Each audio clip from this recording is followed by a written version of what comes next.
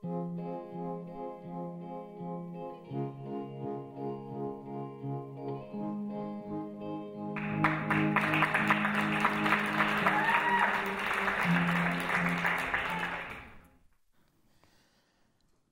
I'd like to take you down for a stroll down memory lane. A street we've all been down before in a neighborhood of our own filled with memories and good times, most of the time. And we walk down those streets that are filled with uplifting, positive things that happen in our lives, but sometimes it can bring up some difficult things and things that we've suppressed or forgotten and maybe even altogether just buried deep down inside our hearts and our minds.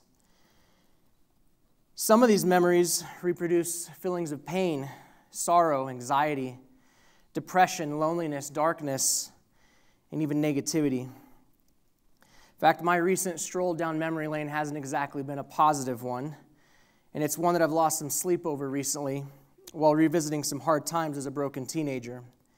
And while all of our lives can be full of challenges that can really sometimes amount to what we would just call life, the reality is our lives always involve a lot of different interactions with different people from different walks of life. So what I'd like to invite you tonight to do is experience some memories with me as portrayed by three distinct voices. It's an inner dialogue, if you will. First, there's me as the first person. Then there's another, we'll call him the bully. And the bully represents all the people in my life, and maybe even in yours, who've been a negative influence, including myself. We've all had that stinking thinking, the negative self-talk. And the third person is the coach. Now you see, the coach is all that is good, supportive, positive, encouraging. And the coach represents every single person in my life who's made a difference. And all over the course of my life, the bully and the coach have kind of embodied this inner dialogue of mine as I've grown older and this collection of memories and choices that I've made throughout my life, choosing one path or the other. But I do want to warn you, this stroll won't be comfortable for everyone in the room. In fact, if I'm being entirely honest, it's not very comfortable for me to share it with you. And I warn you because I want to make sure that you understand some of the things that I'm going to say and the way that I'm going to share it. I may say a few words that are going to offend you. But understand it's not my intention to offend you with those words, rather to invite you to experience what it was like as a teenager when I was just 15 years old, and in the same ways that many teenagers today deal with the same thing. It's going to be real. It's going to be raw. But it's my story. This is my do tell. Hey, I'm Ray. Sophomore in high school right now, trying to just figure my way out through life, the way every kid at this age really is. You know how it goes, typical teenage boy, the body's changing, moods come and go, certain things start stinking. I'm unbearably annoying at times, at least that's what my siblings tell me, but it's only because I'm desperately trying to define who I am and come into my own as a person. I'm learning how to be me. I'm in that stage of life where every kid wants to just reinvent themselves, right? Be himself, find new friends, play sports, compete, do all the fun things that you want to do in high school. You want to just find your path. And that sounds easy enough, right? You'd think it would be real simple. Now, I've always been the social butterfly, outgoing, fun-loving, easy to make friends. In fact, I love to entertain others. Love hearing others laugh. It's my greatest joy in life. But it's been really hard just being myself. I've been here nearly 2 years, and this new school just isn't shaping out the way I'd hoped it would. I wanted to kind of get out of my older sister's shadow a little bit. She's so dang smart, and all the teachers that I grew up with expected me to be just like her. Why can't you act more like her, they'd say. Expectations. Why can't I just be me? Why can't I just walk in my own light? I wanted to be in a place where no one knew me. It's why I chose to be somewhere far from my neighborhood, far from my old school. It's a prestigious school. And nothing against the school. I'm proud to be here. A lot of kids apply and don't even get in. And it's not that I think everyone here is awful. In fact, it's not that I think everyone here really even dislikes me all that much. It's just, I feel so alone. I don't feel like I fit in anywhere. Even my middle school friends that I came here with, they've found their own groups, and while I still try to hang out with them from time to time, and I've made some other friends, I don't feel like I belong. I'm too brown to be one of the white kids. I'm too white to be one of the brown kids, if you know what I mean. I'm just stuck in the middle, and with this loneliness, it comes with these consequences that just never seem to go away. And you see, my parents are both divorced and remarried, and I chose the high school to go live with mom and stepdad. And right now, mom's working 3 jobs just to support us, while my stepdad, it's a conversation for another time. We moved all the way across town to be closer to the school and more jobs and opportunity, but it means my dad and my stepmom are even further from me now. Mom is gone before I leave for school and usually working another job late into the night just to make those ends meet, and she's made so many sacrifices for me. And the hard thing is I come to school every day and I feel alone in a building full of people, and I come home and I'm alone in this house, and I stay in the basement rather than go upstairs and make trouble for myself. It's lonely. It's dark, and it's hard to make matters worse, a few weeks ago, a few guys took me and they took some wrestling mat tape and they taped me to a bench from shoulder to toe, right there in the locker room. And I laid there for a few hours, what felt like an eternity, but the back of my head was soaked with my own tears until the janitor found me.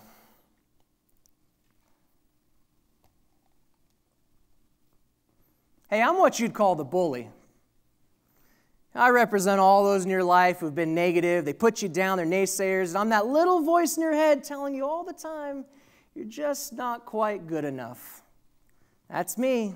And for the record, I thought it was really funny taping you to that bench. I mean, we all got to laugh. And you were laughing, weren't you? You see, when I look at you, I don't see your potential. I see everything that's wrong with you.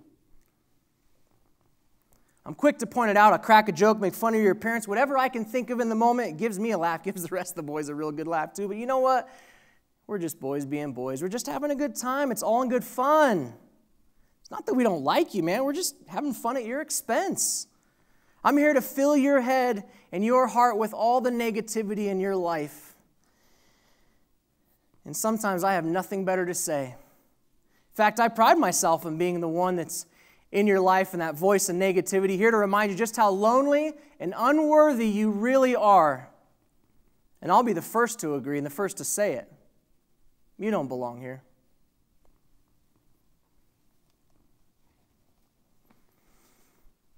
Hi, I'm the coach.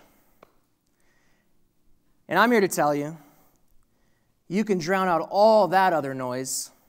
I'm the positive influence in your life. I'm the one that's going to be here for you. I'm also here to help you have fun, learn the game of life, and always do your best.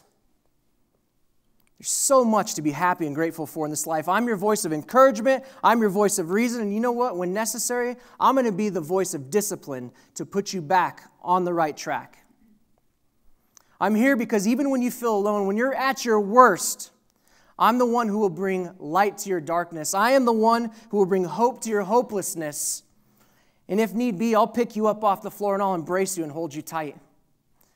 I'm here to provide a firm foundation of your faith in Jesus Christ. I'm here to provide a firm foundation of truth for you to stand on when you feel like you've hit rock bottom. In fact, I'm even the one who will sit with you and pray with you late at night and welcome you home when you feel like you had no one else to turn to. Or when you feel led astray, I'm every positive person and force in your life to tell you to look for the good every day, in every way. I want to see you succeed. I want to see you do good in life. I want to see you live a life worth living. Because life is a beautiful gift. Don't waste it. You're going to do big things. I just know it. Just because you don't see it yet, it doesn't mean it's not there. Oh, but where do I begin? You see, you're an easy target. You're too short to be an athlete, not really strong enough to play any sports. I mean, you're too small, you're too weak. I mean, you could even, fight back if you wanted to. I mean, you're what, 4'11", like 90 pounds? I mean, come on. I mean, how much fun? A little fun, a little tape. I bet you'd fit in that locker right there. What do you say we try, boys? Maybe even the trash can. I bet we'd fit in the trash can, don't you think? You know why? Because you're trash. You're small, you're worthless, you're no good, you're an untalented, unintelligent Mexican kid who doesn't even deserve to be here. You don't fit in with us, and no matter how hard you try, you just don't belong. And you're lonely here because everywhere you go, no one actually likes you here, and you don't have friends because we don't want to be your friend. Why are you trying so hard to be friends with us? What are you, gay or something? Go hang with the rest of those fags. Stop looking at me, faggot.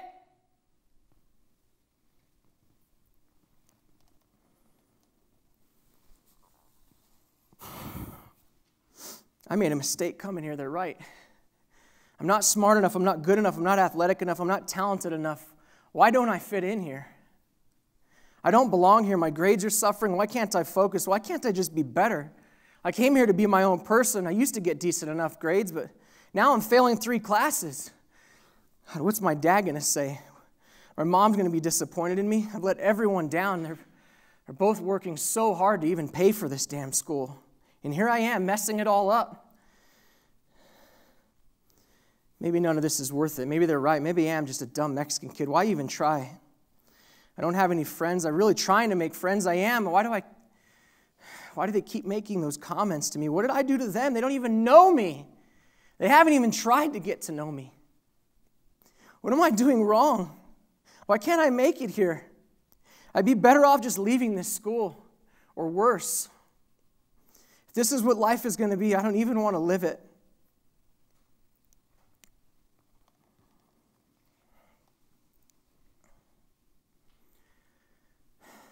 Why is it that we're always living in a world where we're preparing ourselves for the put down? We're looking at ourselves in the mirror and not liking what we see because of what others have told us they see? Listening to the opinions and thoughts of others when you need to find your own worth inside? Ray, it's not your actions or your results, but your character. Who are you deep down? Who do you want to be? What do you want to do? Who do you think you are inside? What matters most to you to achieve in life? I believe in my heart of hearts, every single one of us has something to offer this world. And when I look at you, I know you're going to do big things. I know you're going to have impact. You're going to show others what it's like to live a life of meaning. You're not a loser. You're not a quitter. Because winners never quit, and quitters never win. You don't have to live in it. You're only going through with it. And you have a choice that you need to make.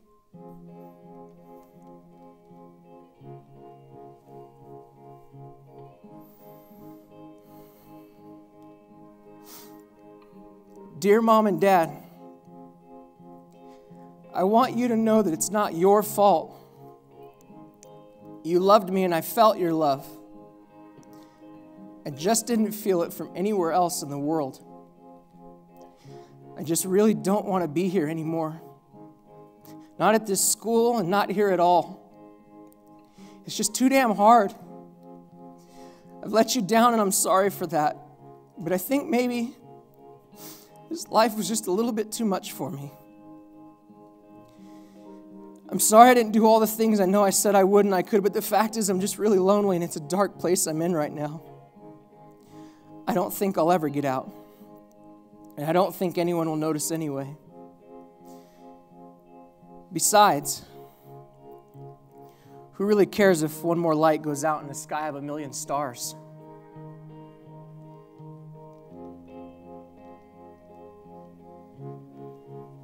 Ray, what the world needs today is one more light.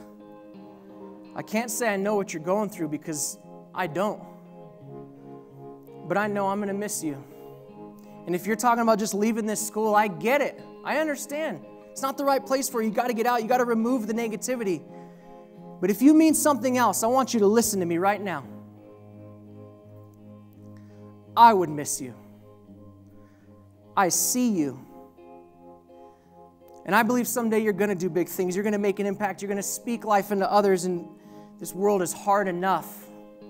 It's not short for critics and naysayers and people who are willing to discourage you at every single turn. Instead, make the choice to ignite something in someone else so that they might just catch fire too. It's up to us to be there for others, to be that one more light in a dark world. I believe in you.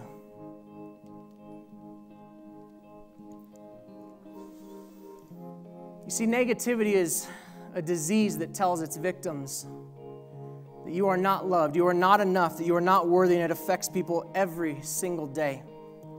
And as you can see, it's this angel and this demon sitting on both shoulders that weigh us down every single day of our lives, whether it's through a memory or our own inner dialogue. But when we begin to speak life into ourselves and into others, we begin to lift that weight off of people. And while our lives are full of joy and full of pain, anger, forgiveness, love, heartache, sunshine and rain, all wrapped into one, it's worth living. And my story, my experiences growing up helped me understand that. It's why I am who I am today, and I became the man that I am today. Depression, anxiety, and the struggle to see our own self-worth are all things that so many people in this world struggle with every day, myself included. And while I still have my moments, it was much worse for me as a teenager. So much so that one day I decided I didn't want to be here on this earth anymore. It took me to a really dark place. And you see, the coach was also a real person in my life. He reached out to me when I was in a dark place. He saw me when I didn't think anyone else did. And since that day, I've tried to live a life worth living. I've seen countless sunsets.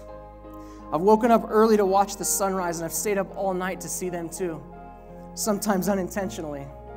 Thanks, college. I've seen my children be born. I've heard them cry. I've watched them fall asleep in my arms a finite amount of times that are now fleeting as I know as they grow older. I've watched them grow, learn, and become young people who I hope one day, in their own way, will achieve every single thing they've ever dreamed of.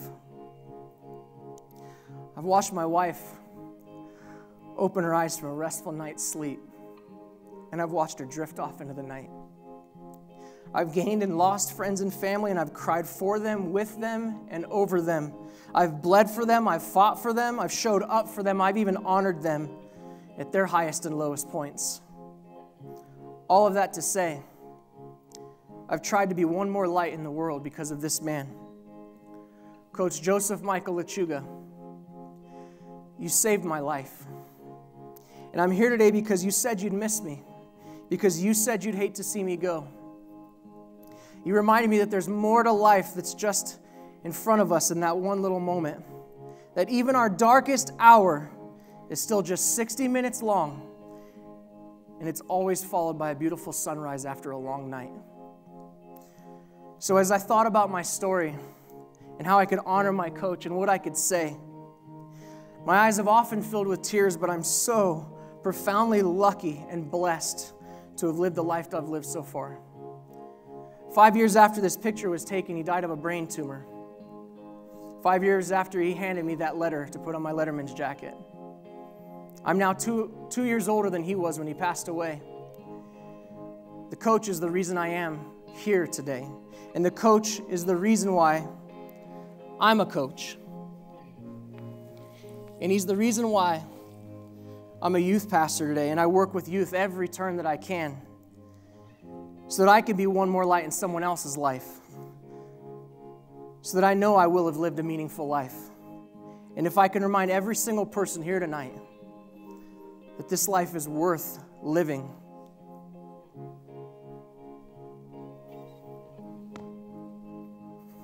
Rest in peace, Coach. I hope I've made you proud.